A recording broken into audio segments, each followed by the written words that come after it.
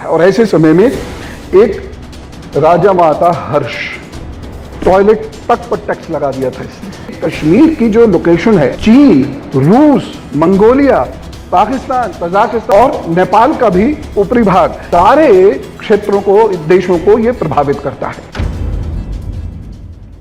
क्षेमेंद्र गुप्त वो गजनवी से बहुत ज्यादा लड़ नहीं पाए। उनके समय में जो वास्तविक कश्मीरी सभ्यता है उसका अंत हो रहा है। इधर गजनवी का आतंक बढ़ रहा है, उसके छोड़े हुए लोगों का आतंक बढ़ता चला जा रहा है। और ऐसे समय में एक राजा माता हर्ष, चरित्रहीनता की पराकाष्ठा, टॉयलेट तक पर टैक्स लगा दिया था इसने। इमेजिन, टॉयलेट तक पर इसने टैक्स लगा दिया था। यह ऐसा एक राजा था और इसने कश्मीर को कमजोर इतना कर दिया कि मंगोलों का प्रभाव वहां बढ़ता चला गया, जिसका सबसे ताकतवर सिपाही दुलचा था।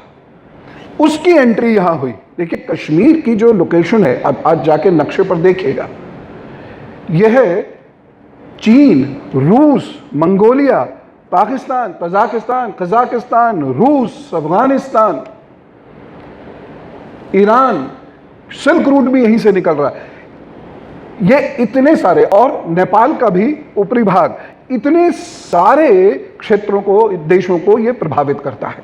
और ये बहुत अमीर स्थान है, सांस्कृतिक रूप से भी, कला के रूप से भी, भाषा के रूप से भी, ज्ञान के रूप से भी और धन के रूप से भी। ये वो स्थान है जहां सोने और चांदी के मंदिर होते थे। ये वो स्थान है जहां पर मूर्तियां या सोने की होंगी, और अगर गरीब बस्ती में है तो चांदी की होंगी। बड़ी बड़ी मूर्तियां गरीब बस्ती में है तो चांदी की होगी। भारत में मंदिरों के पास पैसा रहा है। और देखिए, आज हम आप लोगों ने कितनी बड़ी गलती की। मंदिरों के उस धन का ना हमने स्रोत समझने की कोशिश करी, ना उस धन के उपयोग को समझने की कोशिश करी। एकदम सब लोग लिबरल हो गए, फॉरवर्ड हो गए और मॉडर्नाइज हो गए, और सब ने एक स्वर से चीखना शुरू कर दिया, मंदिरों पे धन क्यों है, मंदिरों पे धन क्यों है, इसे एडमिनिस्ट्रेशन में खर्च करो। मंदिरों पे धन होता ही वो था जिसका एडमिनिस्ट्रेशन में यूज होता था। आप समझ ही नहीं पाए कभी। फिर कह रहा हूं ना, इतिहास नहीं पढ़ा।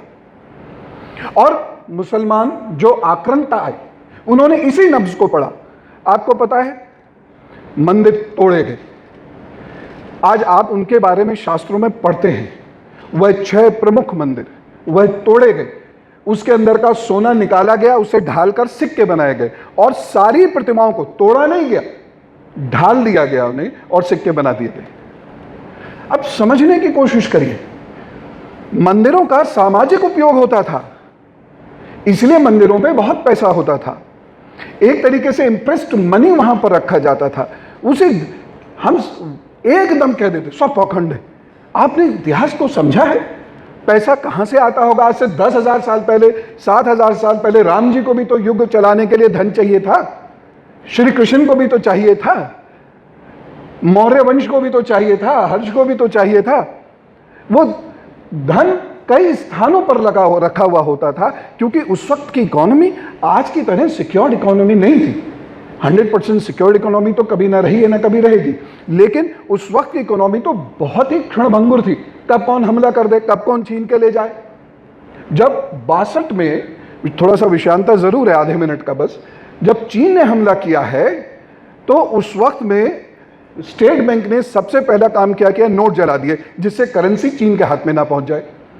और उसके बाद वहां बहुत सारे सिक्के थे, और सिक्के बहुत इंपॉर्टेंट होते थे, तो उसे बोरियों में बांध बांध के तालाबों में फेंक दिया गया।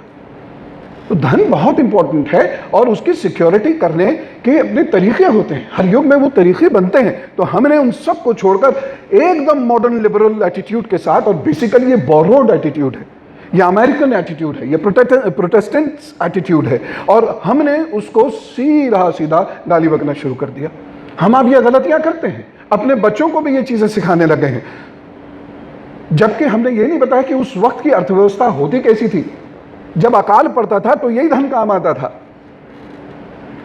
समाज का धन वही होता था जो राजा के कोष में चला गया। उस धन का समाज को पता भी नहीं होता था क्या हो गया। समाज का धन होता था वो जो मंदिरों में रखा जाता था, और कुछ विशेष मंदिरों में रखा जाता था। वो यूज थोड़ी होता था। अगर यूज होता तो आज कमरे भरे हुए होते, कई मंदिर आज भी कमरे भरे हुए हैं वहां पर, यूज हो गया होता। और इसी धन के लिए सबसे ज्यादा लड़ाइयां की गई औरंगजेब के द्वारा भी, महमूद गजनवी के द्वारा भी।